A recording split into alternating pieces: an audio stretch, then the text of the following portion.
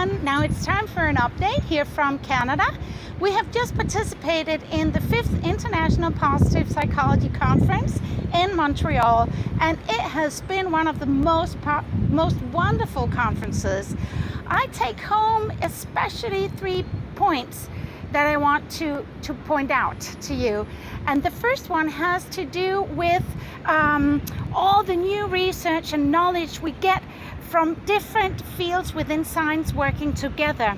For instance, the new knowledge we have on hedonic happiness and eudaimotic happiness. It actually feels the same, but if you look into the genes and the biology of us, our human beings, the effect on our medical and well-being health condition is very, very different according to whether we experience hedonic happiness or eudaimotic happiness. So I'm definitely going to write an article about that. So look out here on the homepage for that.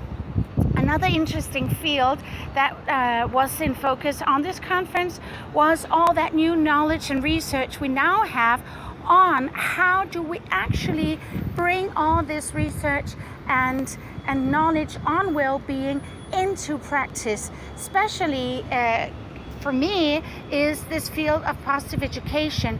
So how do we take all this knowledge we have from research and bring it into the very classroom? So that was very interesting. We have lots of new research data on how to do that. And the third very important thing, I think, is how can we as parents work with the well-being of our children in a strength perspective. We have a lot of new knowledge about that. You might know of the Happy Book, My Happy Book, which focuses on introducing and working with happiness-enhancing factors based on Sonia Lyubomirsky's research.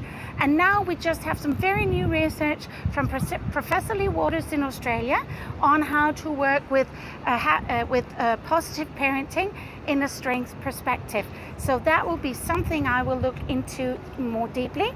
And I'm also very proud to announce that Professor Lee Waters from the University of Melbourne has personally invited me to come and study at the University of Melbourne, connected to my PhD.